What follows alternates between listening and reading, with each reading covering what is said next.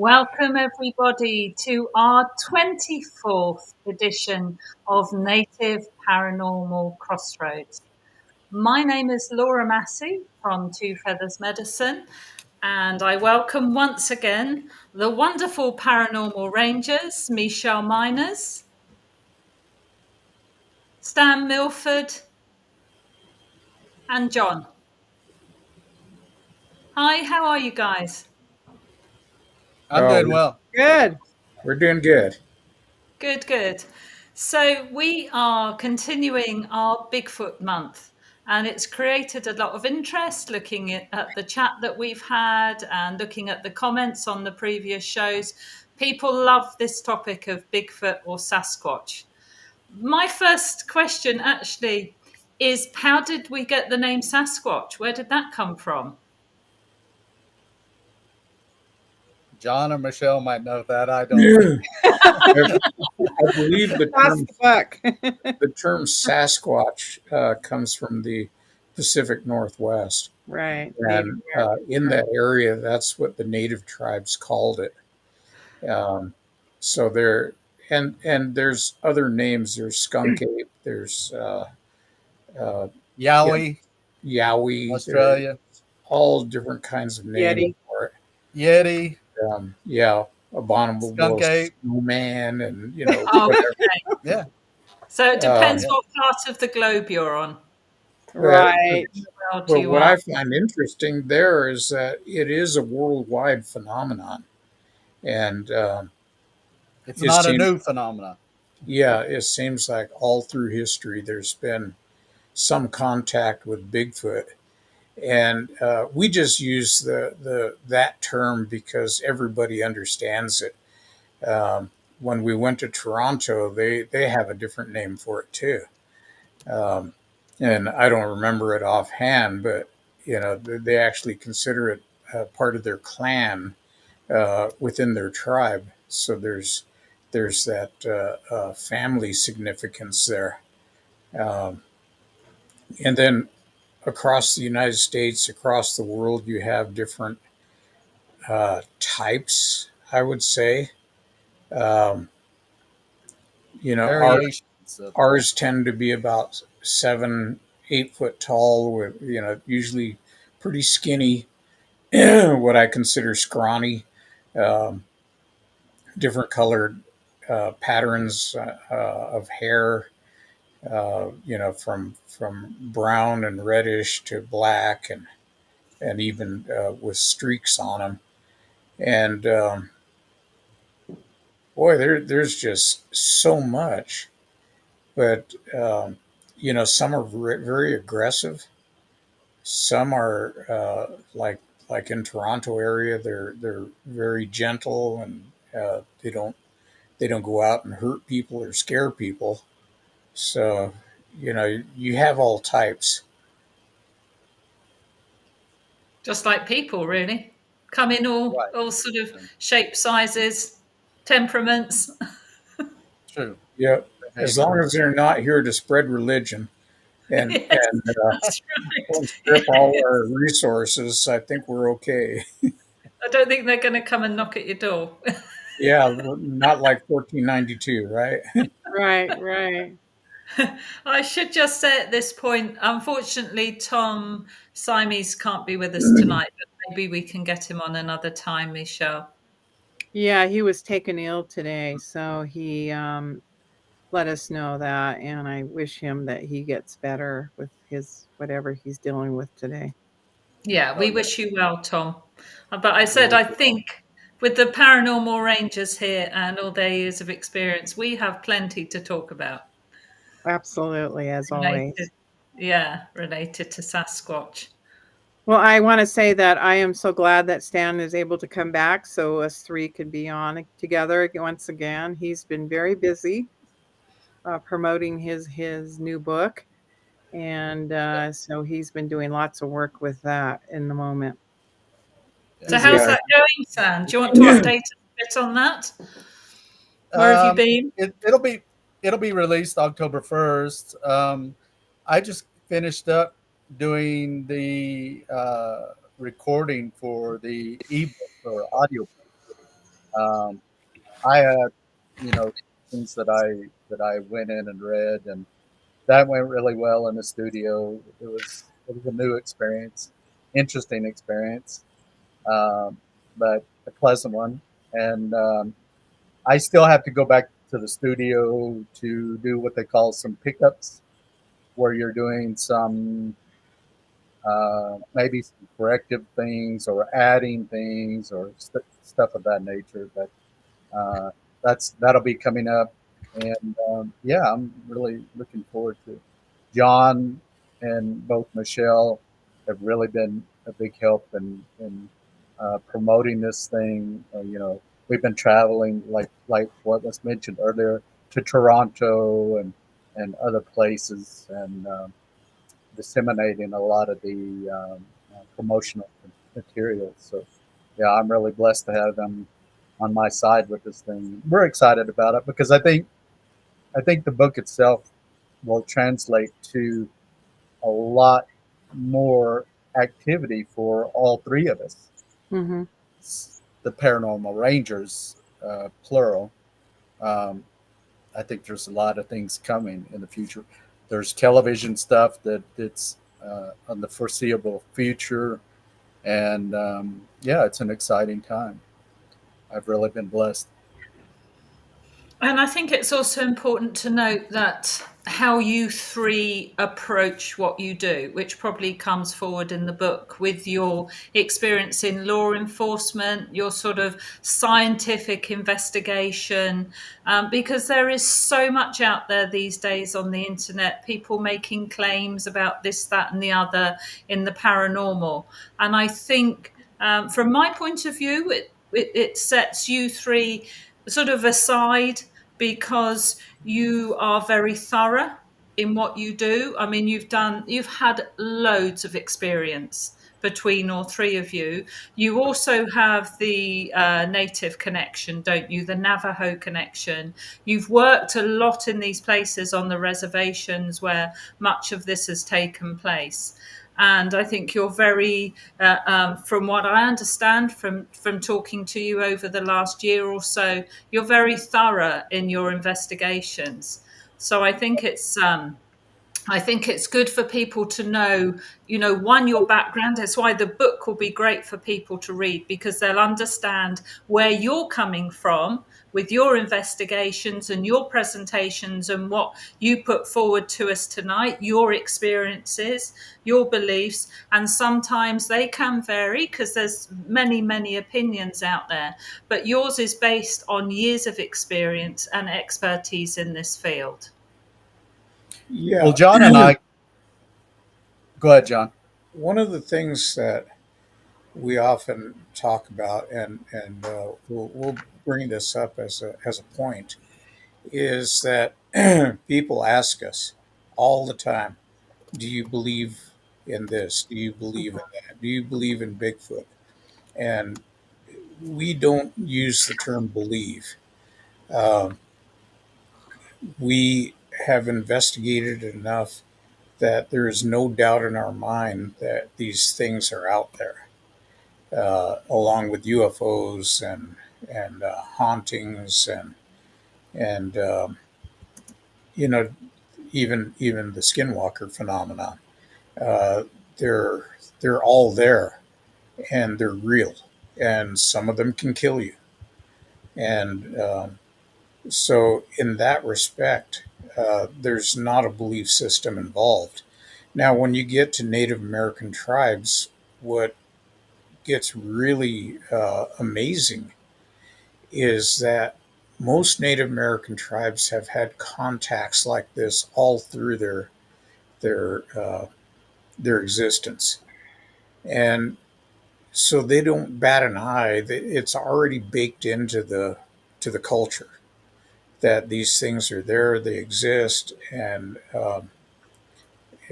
that's just the way it is. It's the way it's always been, and so it has nothing to do with belief. Um, and we've seen it so many times. We've had friends of ours that they have an experience and they go crazy. oh, I saw an orb, I saw this, I saw that, I saw a UFO. And they're emotional, they're excited, they're just beside themselves with this experience. And we try to explain to them, we saw this stuff all the time. And to us, it really, at some point, you just lose that, um, you lose that excitement about it. Not to say it's not exciting, but you start critically analyzing what you're seeing, and you start looking at it and saying, could it be an artifact? Could it be something else? Could it be an airplane? You whip out your phone and you look at Flight Radar 24. Are there any planes, any unmarked planes, like military, that aren't transponding, but they're still showing them? Is it a satellite? Is it the space station coming up in the early evening, and it's the sun is reflecting off of it, and it looks large? Um, is it a shooting star, or a fireball, or something else? Um, so you start eliminating things, and pretty soon you're left with what remains, which is essentially evidence. And so we have to vet everything that we see, everything that we do. And sometimes, I'd love to just sit there and look at stuff and go, ooh, um, but I'll look at it and go, okay, are there any other terrestrial explanations for this? And I start ticking off all the boxes. So, in that respect, it's not that much fun, but it happens, and we've seen it all our careers, all our lives. Um, it's just a fact. So would it I be think fair there's to one. say, go on, Stan, go on. I was just going to say, I think there's one. There's an element that needs to be taken into consideration in the fact that many indigenous cultures have a similar view. Like with the Navajo, there's a term that's called hojo, and that means having that harmony, balance, and peace in all respects of your life. And so, like things like the phenomenon of Bigfoot, John had mentioned the northern tribes we just visited, or First Nations people up in Toronto, Canada, and their view and approach to this thing that people refer to as Bigfoot. And so, whether it's a Bigfoot or a hauntings or uh, different types of what would be termed paranormal phenomena, the three of us as investigators, we go into this with an open and clear mind in the approach. We're not going into a situation already thinking, oh, I know what's going on in this situation. I already have the answer. That's not the case. You go into it a blank sheet of paper, and you're there to gather information and collect information, and let that information that you collect speak for itself. You know, um, you try to be as clear and objective uh, in the work that you do, so that we're only human, and yeah, at times we make mistakes. You do. Sometimes you have to go back and recreate certain experiments and things of that to be more clear in your approach. So, but John and I have that law enforcement investigation background. Michelle has as uh, I guess investigative journalist would Mm-hmm. Background. Yeah. background. So uh, in the way we approach this, it's not you know in the investigation we do. It's not done from an entertainment standpoint. Mm-hmm. It's not done, like John has said, jumping and running and screaming about these kind of things. And, it's done with a very, very seriously. So, Well, you know what you're saying there, Stan, is well, there is a set of protocols that are followed, but when I was growing up, my great grandfather would sit around a big drum, and I remember at 5 years old sharing stories of the Pawnee and the war um, hunts that they used to go on, and also the scouting programs, and sharing that oral history. So for me, in an investigative mode, it's listening to other people's stories and then finding what the facts are about that story. And, some things can be embellished. People like to embellish their stories sometimes, Oh, they you do. know, It's human and nature. it's human nature to tell a story and make it more exciting than it was. In the case of the Sasquatch, I interviewed a guy up in the Uinta Basin, and he used tactics and little wood blocks and called them in, and I did see it with my natural eye, and it was caught on camera. And it was generally, my investigations have been done with other people, and we've had eyewitnesses. Even that doesn't clarify that that thing was real. People still are going to be speculatory about that as well, even though you've captured certain things. And True. so it's just a story, that we have to look at. Even in our political climate, we're hearing stories right now, but we don't know what the background and the facts are. We just hear that certain things happened, and it's affecting the nation, but we don't know what's really going on in the background with our former president, for example. He might be, we're all speculatory, he has health problems, he decided he can't handle the office in the way he once did. So we can make up a lot of and conjecture a lot of things. And we do this in the world of ufology, and even with the stories, we can embellish somebody else's stories as well. And so we have to be very factual about what we're hearing. And that's where it gets very dicey sometimes if we don't have all the facts. And so having the paranormal rangers, having the law enforcement background they have, there is a set of protocols that they have learned through their investigations as well. Yes, I get the feeling you're not here to prove or disprove anything. You're going through, as you say, a set of protocols which bring forward the information, and a set maybe of common denominators between the stories and the information you get. And I guess after a while you see a pattern as well. With Exactly. your experience, there's going to be patterns that come forward that you Exactly. can piece things together. But just because someone else has a photo of Bigfoot up on their webpage or whatever, doesn't mean to say that is endorsed by you because you have done Bigfoot investigations. You're going to tell us about your experiences with Bigfoot. John Exactly. and I and Michelle, you know, we we hear all too often and have for the last decade this term uh, disclosure by the U.S. Mhm. government.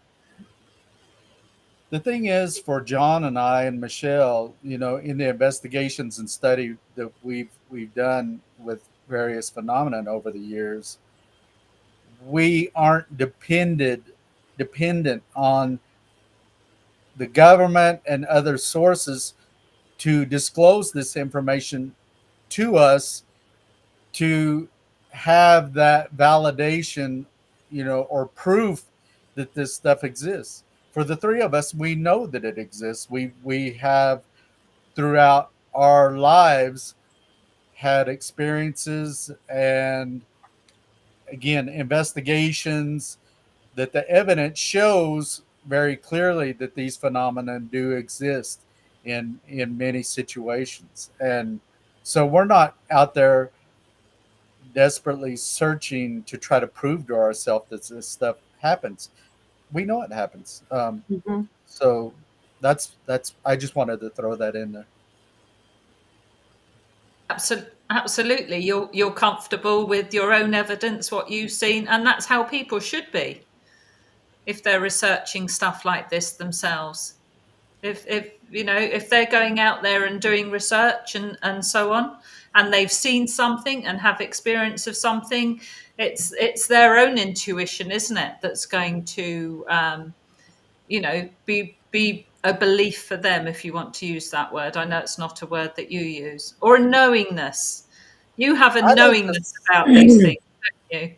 I like to say that really you would be hard pressed to find a single family throughout the world, whether it's here in the States or Scotland or Australia, Africa, a single family that doesn't have some family member that has not experienced some type of paranormal phenomena, whether Exactly. it's a spirit of a haunting or UFOs or extraterrestrial or witchcraft. You know, um, in talking with my older sister Deborah, we firmly have the feeling that mankind and humanity really has inherited a very, they use the term paranormal, but in reality it's very normal. Mm. It's these phenomenon have existed, I think, in many things long before man ever set foot upon the earth. Things like the extraterrestrial and the UFO phenomenon, it may have existed long before man existed here on earth. So, you Well, know, it's from a scientific point of view, it was really interesting. We studied ley lines, and those ley lines have certain energy, electromagnetic fields that run throughout the Earth's pattern in our Earth's, you know, hemisphere. What's really interesting, once in a while, you'll get an anomalous behavior that occurs with these electromagnetic fields, and it can produce hallucinations and other physical, psychological, even emotional responses. And so, from a scientific view, how do you calculate that when nature in itself is doing things? So that could be some of the phenomena as well that's tied into it. So we mystify those things and objectify them as being this and that. We give them language, and again, it becomes what I said, the spiritual woo-woo, as I've explained before, is just the spiritual.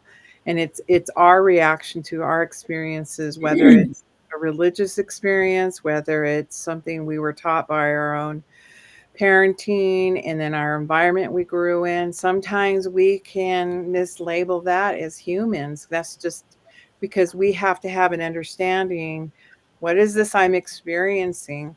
Because when I went up to the Uinta Basin I wasn't seeking for a UFO experience or paranormal experience.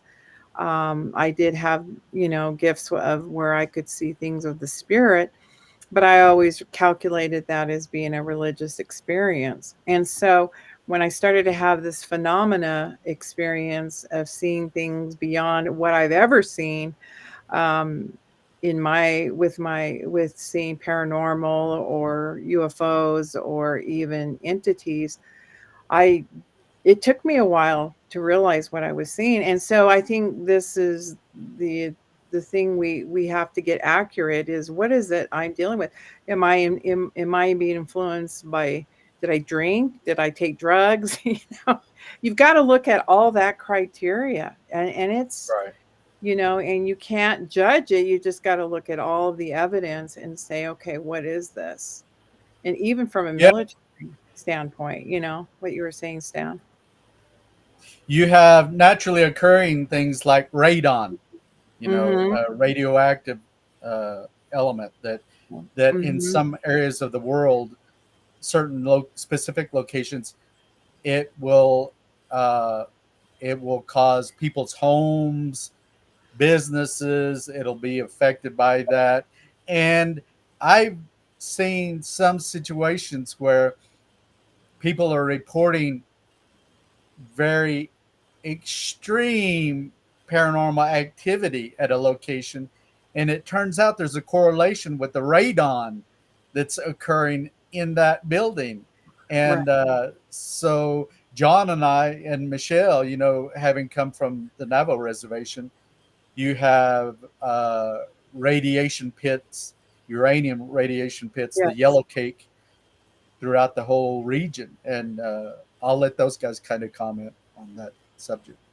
Well, there's a lot going on um, environmentally, no matter where you go. And the one thing we didn't mention, we always talk about scientific examination. And I think we kind of cut ourselves off at the knees because we're all about the science. Let's Hmm. go shoot Right, a rocket at it. You know, right, um, it's got to be scientific. And yet, with all of this, there's a spiritual component Hmm. that's really lacking in the scientific community, and that's not even addressed because now, as Michelle says, this gets into the woo-woo situation, and with the scientists, you don't want to do that. So there's a disconnect, I guess, is what I'm saying, and I think that that spiritual side needs to be looked at, and it can create a whole different aspect of the scientific examination.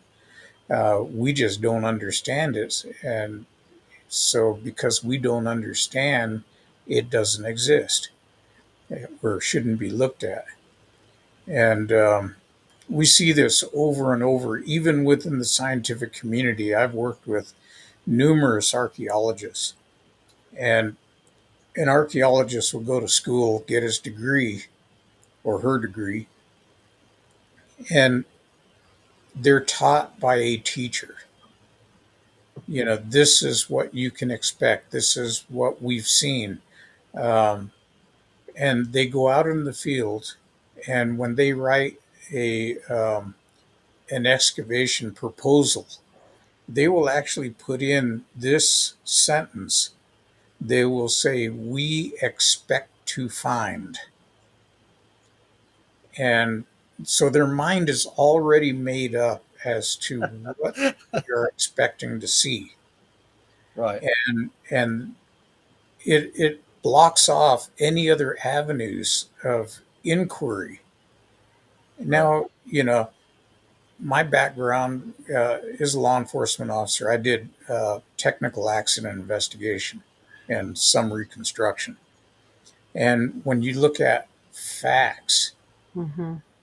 you only look at the facts first, then you get your witness statements. But if the witness statements don't match up to the evidence on the roadway, you you can put them down, but you can't really use them. And Hey, John, can I add something real quick on that? One thing is that with your witness statements, you may have 10 people that seen the same thing. Hmm. Yet each of those 10 people will have their own version and coloration of the same thing that occurred. And Absolutely. sometimes as an investigator, you're going like, oh my God, what's going on here? How is this person seeing it from that perspective? But yeah, it's again, it's part of human nature. yeah, so so when you do those type of investigations, it's all evidence based. Hmm. And what I'm saying is that there's a whole spiritual side, and I'm not saying religion. I'm saying something within each one of us that we have that is there. Sometimes you get a sixth sense. You feel something's not right, and Right. so you don't do something because of that. Some of us say, "Oh, that's my guardian angel." We have all kinds of different terms for these things, but they're real. And just like a muscle, if you exercise them, they will start getting stronger, and you can start utilizing them. And this is what healers do. They exercise this, and they're able to bring it to a greater experience and actually heal people. Um, I've been at a ceremonial dance where a woman with stage 4 cancer asked to dance, be put behind the staffs and had a song sung for her. And she says that the doctors just gave her months to live. Mm-hmm. The next year she came back and she thanked everybody. And, it's been a year later. And she told us that after that dance, she went back to the hospital. They could not find any cancer in her. Mm-hmm. And the doctors were calling this network of doctors and telling them, get over here. You need to see this. You need to do, we need to do another MRI, another x ray, because this cancer is gone and we have no explanation. And she came back and she just said, hey, it worked. Thank you. So, things like that, you see them and you say, oh, that's a miracle. Or was it something that she believed in so strongly that it Mm-hmm. actually affected? But how do you kill cancer cells, especially when they've metastasized to the point where it's invaded so much of your body that the doctors say, we can't do anything for you. And so now I there's no too, hope. And all our families have stories like that, you right, know. So it's just really, there's something else out there, is what I'm saying. And true. when it comes to Bigfoot, there's a lot going on. Like I said, we think he's a dimensional creature, Mm-hmm. that he comes in, pops in through a different dimension, and he shows up. Uh, we've also seen a real strong correlation with UFO activity. When we've watched it over the years, and when we got more and more reports of Bigfoot, we got corresponding reports of UFO activity, or vice versa. If the UFO reports started coming in, and they would come in what UFO ufologists call flaps, like areas where all of a sudden you get these massive sightings that are occurring all over the place. And we would start hearing reports, more and more reports of Bigfoot on the ground. So we determined just from that there was a correlation between the two. So, And, is there a correlation between that and Earth energies, ley lines, as Michelle was alluding to earlier? it could be. It could be that those areas are providing energy. Um, and we know that uh, Nikola Tesla said that if you had energy, if you had frequency, and you had vibration, he said you could do anything. That's right. And, Yeah. we're of the opinion that this energy, frequency, and vibration can actually be used, because ley lines are energy. Right. If you have the frequency and vibration, which is basically hundreds of years of trial and error, you can open dimensional gates. And not only can you go in, but things can come out. And, that accounts for a lot. It accounts for natives everywhere, even in Toronto, that we talk to, that say that Bigfoot has actually disappeared in front of them, just vanished. Mm-hmm. I've talked to people in the Pacific Northwest that said that they watched him behind a tree stump, just staring at them, and then they just slowly faded out. You've got Skinwalker Ranch, um, that found a carcass of what they think is a dire wolf. Dire wolves went extinct, thousands of years ago, and yet here they've got a fresh carcass of one. That they did an experiment and they compared the bones and everything else, and it was a 1-to-1 match with a dire wolf jawbone. So you have stuff like that that's going on. Um, and then we have going to switch directions a little bit. We have orbs. Now, what I've seen in the past is we started out with saucers and we went to cigars and triangles and all different types of craft. And now there's, within the past years, there's a prevalence of orbs.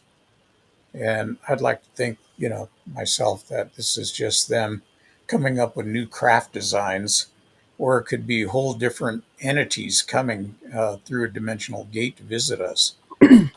But these orbs seem to be associated with Bigfoot. And uh, Stan, can you tell us about your recent experience having an orb flying around your tent? Um, yeah. Recently, John and I worked with an individual, and we went out on this expedition out onto the Navajo reservation for several days. This involved camping, and during that time, uh, at night, one evening, sometime right around 10 o'clock, I was getting my things ready to go to bed in my tent, and on the outside of my tent was a there was an orb, very briefly, and then all of a sudden it was gone. And now, um, for me, one of the things is,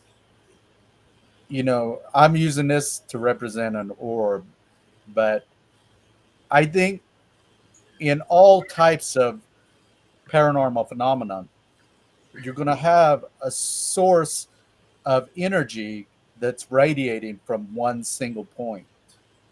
And, these can be vast, various sizes, from the size of a marble all the way up. Some people report them size of a basketball.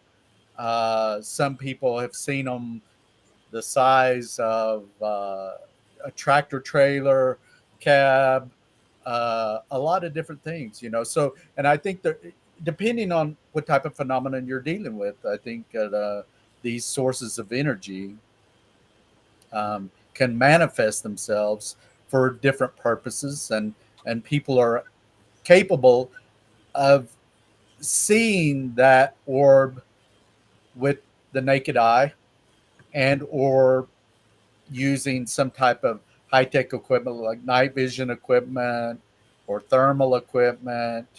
Uh, it just depends on the situation, but I think there's a lot of different situations, and I think there like John had said, there is a correlation, between the orbs and what people have witnessed with the Bigfoot, and same with UFOs, and same with witchcraft and hauntings and a lot of different things. I think these sources of light can manifest, and we're able to. The human vision is very limited as far as the spectrum that we're able to see, and I would dare to suggest that a lot of times these things are present, they are around us, but we're not able to detect that they're there, and so anyway. I Yeah, I I think was that was my experience. Go on, Michelle. I was going to share. It was really interesting. I had spoken with somebody who was an expert with orbs, Mm, and this was taken on Skinwalker Ranch when I was there years and years ago. And wow. it was really interesting. He said those are particles of dust on your camera. Yeah. And I already knew that, but we can misinterpret things.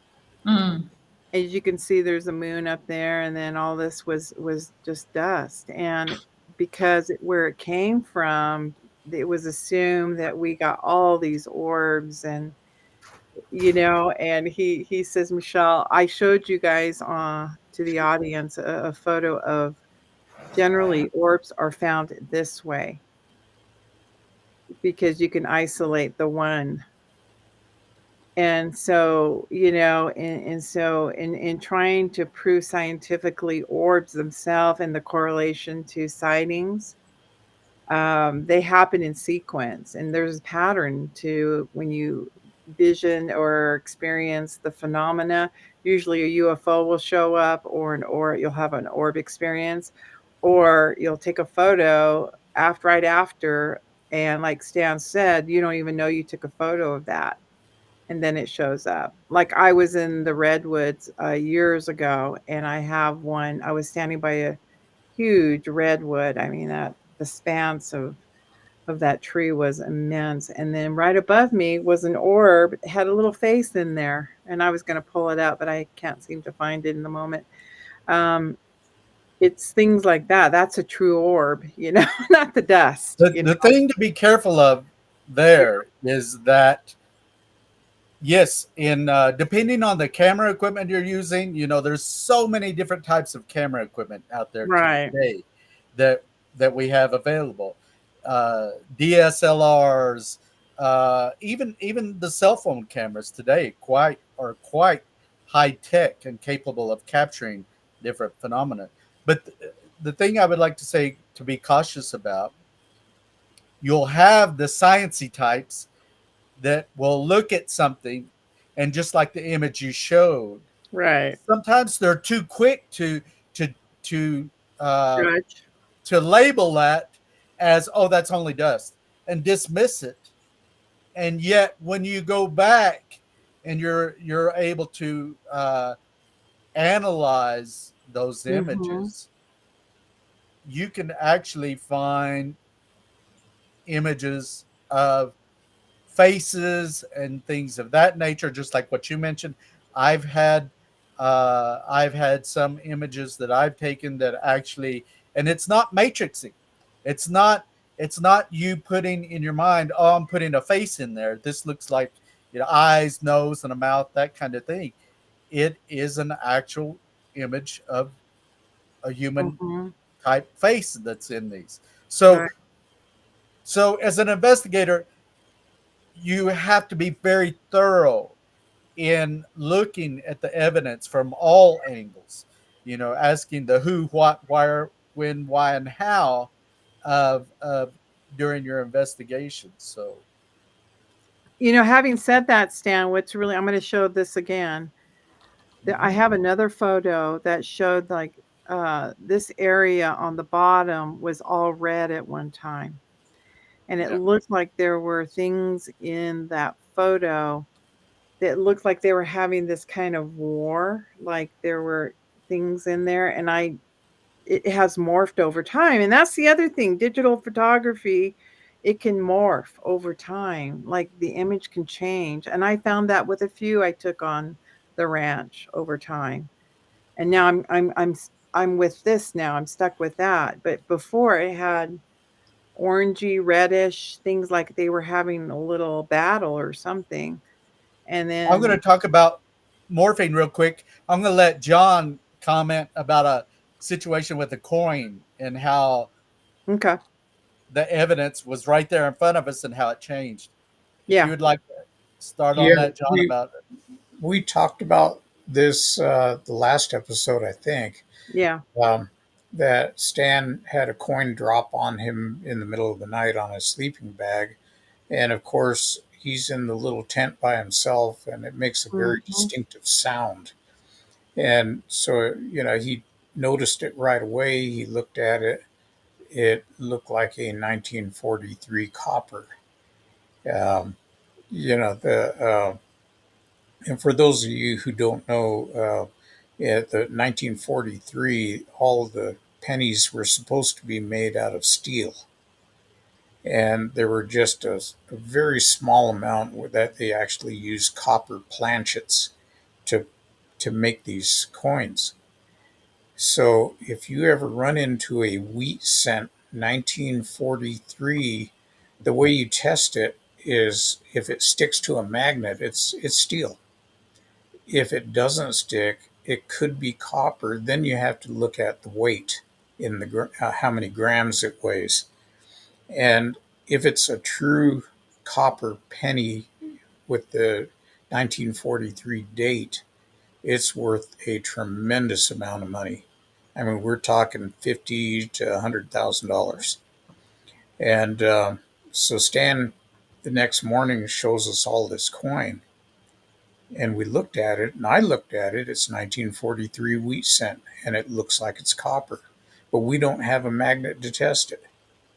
So I says, well, hang on to it, and we'll take a look at it later. So he stuck it in his right pocket, and just to be clear, in law enforcement, we do not carry change in our pockets at all. Because if you're on a SWAT call and you've got a suspect in a house and you're tiptoeing around, you don't want something going jingle jingle in your pocket. So you strip. I mean, I don't carry any change in my pocket, even to this day. I have a container in my vehicle and I'll put the change in there, and that's where it stays. And every now and then, some youngster will say, "Hey, you got money." And I'll just take some out and give it to them. But the point that I'm making is that we do not carry change in it, and it's ingrained in us. We just don't do it. And so at the end of the day, I says, "Hey, you still got that coin?" He's, "Oh yeah, right here." And I said, "I got a magnet. The magnet that you used to, your iPhone sticks on it." And he pulled the coin out, handed it to me, didn't even look at it, and it's a 1974 D It's crazy. made in Denver. So it's a modern penny. And I says, "Hey, wait a minute, this is a 1974." And he says, "No, that can't be." And he stuck his hand out, turned his pocket inside out, everything else. That was the only coin in there. But we've had that happen before. And so we've seen it, and we just attribute it to a jokester spirit that's having fun with us, uh, because we keep entreating it and saying, "Dang it, send us a 1943 copper, that way we can get some money because we're broke." Believe it or not, we don't make any money doing this. We're lucky if we're hundred heirs. So, You and do wonder if you'd have taken a digital photo of that. What yeah, we Yeah, that would be should interesting. have. Yeah, Uh, but would the photo also morph? Because right, that's not That beyond would the be interesting. possibility, is it? It's, right. if you're open minded to all sorts of potentials, the photo could also morph. But that's a good point. We need to start photographing things as soon as we have them in our hot little hands. Um, For me, it has gotten to a point where it happens so often that used to Right. I would always have one of these cards that criminal investigators use that has the inch display on it, and I would carry actual Ziploc bags and date and time these things, and depending on the situation how these coins apport or manifest, I will. But you know, uh, it happens quite often, and in one of the cases that when I was still working as ranger, a coin had apported or manifested, and I placed the coin in a sealed plastic cover, and with that particular coin, it changed uh, from a coin being like one of the state coins, like where you have the Texas state coin with a large star on it, to that of the, I believe it's Montana, a state coin that has the buffalo head on it, changing from one to the other. I see your point, yeah, and for the most part, these are photographed. Um, I don't think the one I don't think the one during the camping experience was photographed at the time, but yeah, it would be interesting to see if there's an actual change. And I don't, you know, I wouldn't say, oh no, that's not possible for it to change. I've seen things that really have left me scratching my head, at the end, so. Hey, Yeah, Laura, you submitted some photos and I'd like to have you explain. So I'll put the first one up here and you can tell us a little bit about the audience about this. Yeah, sure. So Sorry. this is just going back to orbs a moment. There's one here. Oh, you can't see my cursor. So it's to the right of the top of my head. Mhm. And when you expand it, well, it looks like an orb. Now, I take on board, I'm open minded about this. What you were saying about it could be flecks of dust. This was taken on a mobile phone, a cell phone.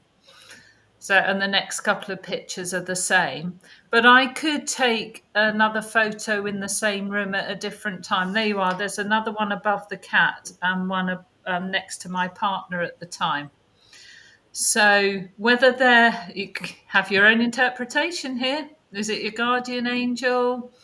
Whatever. Spirit coming to see you? Is it an experience that was meant just for me? Nothing I could see with my naked eye. But when I went to the photo, I could see it. And again, above the DJ in this photo, which is very small, and unfortunately we can't expand it here, but there was nothing there. There was no hanging light. But when we went to look at the photo, there appears to be a massive orb with the shape of an angel on the inside above the DJ. And depending on Ooh. who you ask, you will get all sorts of views, again, like that's their guardian angel and so on. And you could also have, as I'm sure there was at that time, because it was my son's wedding, you could have many people taking the same photo from the same angle and not having an orb there.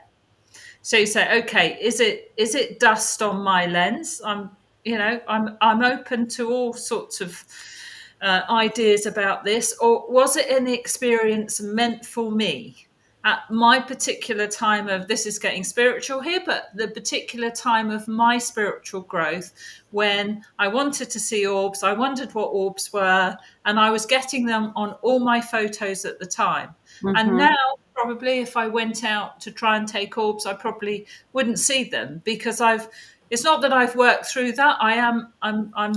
I very much believe that there are spirits that come to us in all different forms. That's my personal belief. And maybe Right. that's what I needed to see at the time. Maybe that's what my my connection on the other side felt I needed at the time as part of my spiritual journey, and now I don't get them anymore. And if it is dust, why doesn't it appear on other photos? So it is an interesting one. I'm really open about that. I happen to believe, like you three and like a lot of people, or I have a knowingness that there is far more here than we understand. And that excites me a great deal, which is why I love doing these shows with you. It's exciting, I know, for you guys now, because you've been, as you were saying, it's not quite so incredulous as it was maybe in the beginning, and certainly to somebody like me, coming along, and if I saw like UFO or stuff like that would be quite exciting to me. But you're becoming old hands at this sort of thing. So, but it's still really great to hear your experiences. Thank you, Laura. And It's really interesting. My mother tells, and I think I've told this on one other show, but my mother tells of a story where my great grandmother, her grandmother, and she was there as a little girl, about 5, was living in a hogan, and the hogan sat down off a kind of a hill plateau kind of thing, and they thought her uncle was coming down in the car, and the headlights were coming towards them, and she was getting excited. I get to see my uncle and jump up and down. All of a sudden, the headlights go in different directions. And mom said that the medicine man would call in ceremonies, would call in the orbs, and they regard them as ancestors. And so when the orbs would show up, and these were orbs, and she said, we thought maybe that was my uncle. in from a long time ago. I mean, she said it's cajoling, but the point is the relatives did come to visit. That's how they look. Navajos look at it. That they come to visit and bestow blessings on the people. And who are we to contradict that? Yeah, exactly. True. Exactly. From a Native Y- American Yeah, perspective. yeah, yeah, yeah, My yeah. mother, my mother, when she was a little girl growing up in rural Oklahoma, Uh-huh. her father run a country store that served the Cherokee people out in the rural area, and Mhm. he would make a trip ever so often to go in to get supplies in town in Tahlequah, Oklahoma, which is the capital of Cherokee Nation in Oklahoma.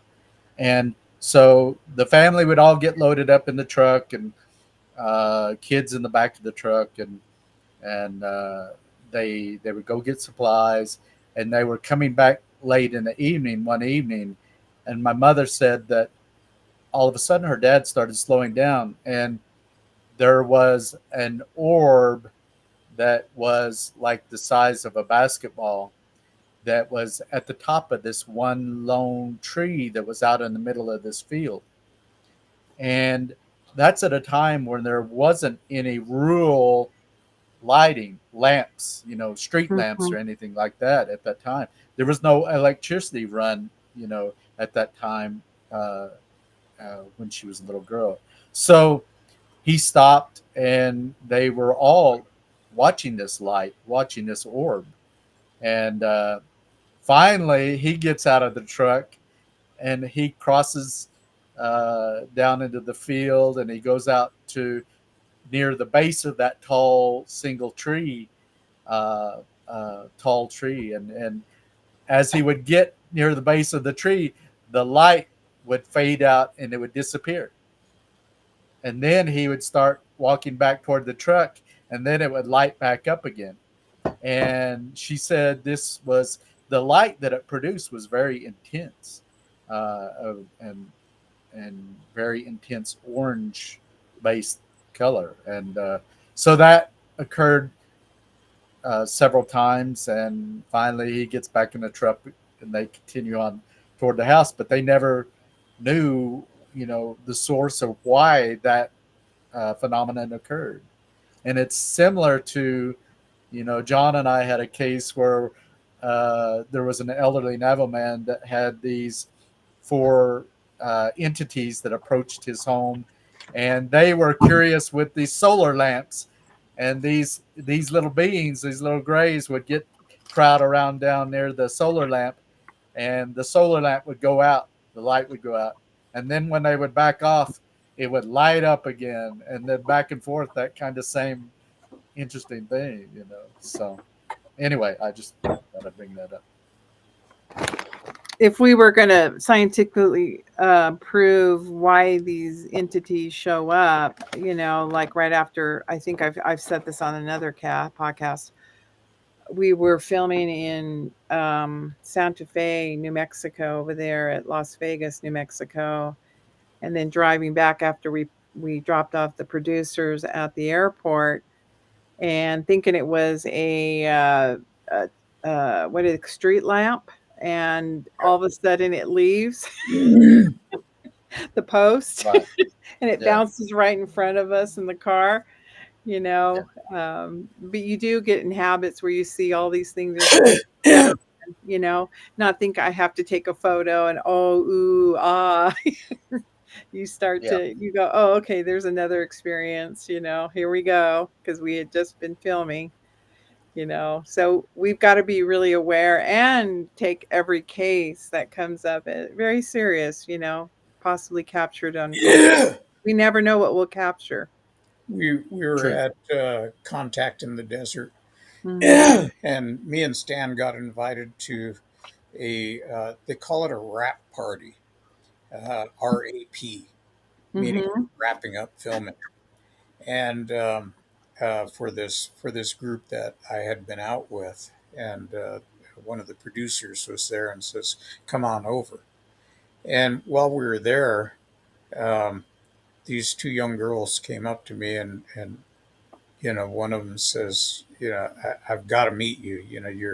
Your aura is so intense that I have to talk to you. And so I said, okay, whatever. And they says, can we interview you outside, me and my girlfriend out here in the front with, she's using her cell phone camera, just handheld. And as she's talking and asking me questions, she suddenly said, "Oh my God." And I'm standing there going, okay, what happened? Did an accident occur on the highway behind me? Is there a streaker running by? What? And she said that there was a beam of light that came down behind me and just, hit the ground behind me, but it was, uh, over, behind me directly from the camera. And then it disappeared. And then after a little while, she said, an orb just went over. And, Hmm. and she said it was pretty low and small, but it flew by. And I just kind of played it off and said, okay, whatever. And because I don't want to ruin the shot for them and be like, oh, where so I just stayed still and says, yeah, that stuff happens to me all the time. And then another one went over, and they're both saying, I wonder if we got it on video, or it might have been a little higher than what the camera was shooting. But after that, it was like, I was the golden child. They're just completely amazed after that, and I was like, yeah, happens to me all the time, no biggie. Yeah. Yeah. Familiarity, John right? and I, John and I were on an expedition with an individual recently where we were out at Canyon de Chelly, which is in the heart of the Navajo Reservation, and we were walking back from this one viewpoint, and I almost got clipped by by a golf ball sized orb that comes zipping through there. It was pretty interesting, but That's it really cool. happens. I mean, yeah. Yeah, and Really cool. and and finally, because I know we're running out of time, um, Yeah. the last episode that I was on Beyond Skinwalker Ranch that happened at the end of June. Um, we were out at a place called Rock Art Ranch, me and Art Hardy. And during that time, I'm going to give you a little behind the scenes stuff here. We saw orbs. Now they have these DAT processors. What they do is that anything that moves in the air, it records and locks onto it and tracks it.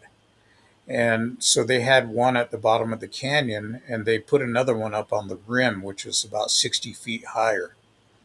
And these things were recording.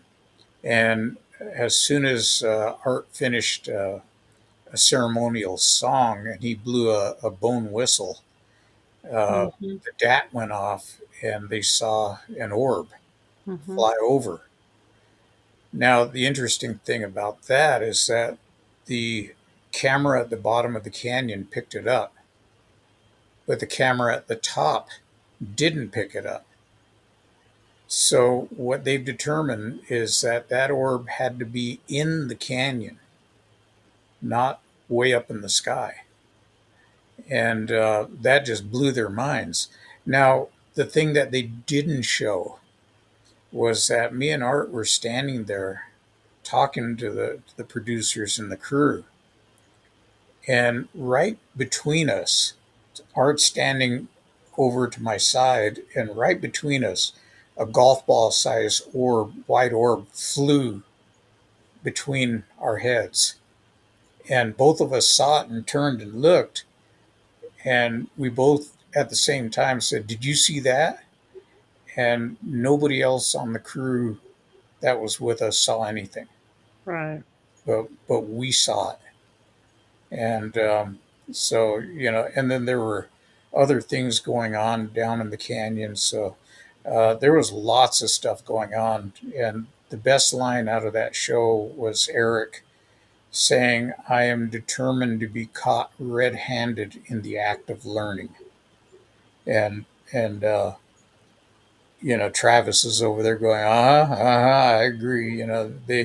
Travis during that episode was speechless. He didn't know what to say. And Art's over there going, well, what do you expect? This is what you got us out here for. Um, and in answer to one of your questions, um, and yes, it was by the water. There was a creek running through there. Um, in answer to the question that was posted earlier, do we wear any protective equipment? No, we don't. We wear basically BDUs, battle dress equipment, like military type shirts or police type shirts and pants, boots, or high speed, low drag tennis shoes. Um, if you were to put protective equipment on, uh, believe me, you'd heat up in no time. And if you put on a gas mask or even a partial breather, like a half mask, um, those things get hot and they get really uncomfortable. And if both of us have been trained in hazmat, and if you have to wear a hazmat suit or Tyvek, it gets warm in there, and within just a short time, you're gonna be stripping it off, and you're gonna be sweating. If you're wearing any type of gas mask, believe me, unless there's gas out there, you're not going to put it on, because after a while you're going to be suffocating in there uh, on a good hot day. So yeah, we don't wear any protective equipment, but we've been around radiation before. We've been around hantavirus, uh, just you name it, environmentally and naturally occurring anthrax, botulism, um, just so many different kinds of stuff that's out there, even from the rat droppings and everything else. And we operate in these environments, so we're very aware of that kind of stuff. And then we're trained in hazmat itself, so we're very aware of gases and things like that.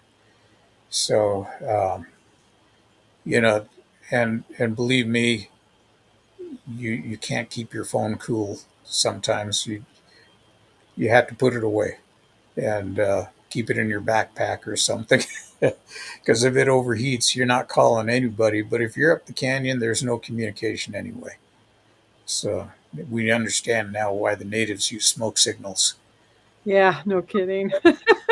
This is one more shot I'd like to show. Compliments of our friend Tom. We hope to have him on a future show. He's got some health issues he's dealing with today. These, like, I think was one of the orbs. Um, I tried to download a video that showed that he had an orb on a YouTube channel, and then it turned into aircraft. It was really interesting to see that. But this kind of reminds me of what Stan talked about, the orangey type phenomena.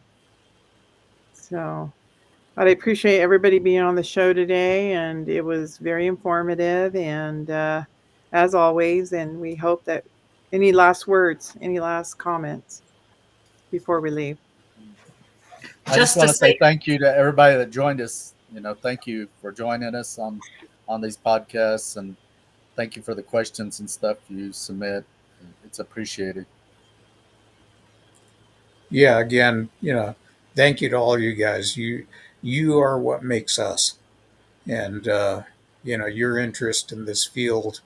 We're just relating experiences that we had, and um, it's it's just, to me, it's always interesting that people actually want to hear me flap my lips, uh, because I don't think I have anything that interesting to say. But thank you for your interest. and thanks, guys. Yeah, thanks everybody who's tuned in, past, present, and future. And like to thank the Paranormal Rangers as well. They've always got so much, to share with us. And one little thought is, I wonder if Sasquatch sits round talking about the humans they've spotted or the evidence they've found. Humans That's in the right. same way we do with them. You should have seen the stupid people I saw today.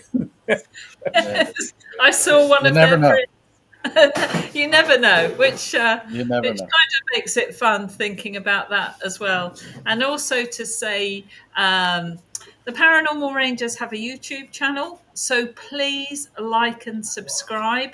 And they have a Facebook page and a membership.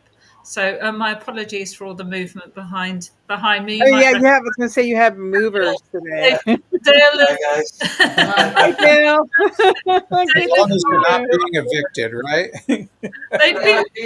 they've been putting some IKEA is a company, a Swedish company. We have a lot Yeah. of their furniture over here, yeah.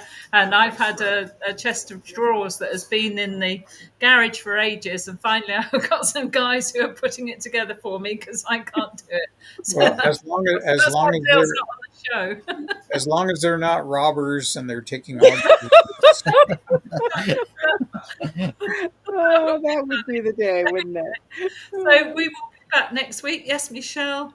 Yes. Same time. Yeah, Same I'm time not next sure week, whether right. we're still doing Bigfoot, but we'll sort out. Maybe we can get Tom back on if he's up for it, or Yeah. somebody else. Well, But we're as wishing you the always, best of health, Tom.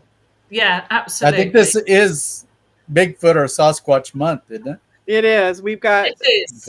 Okay. one more show, and then we'll go on talking about other events and things. There's always so much in the paranormal, isn't there? There's so much, as much in the unseen as there is in the seen.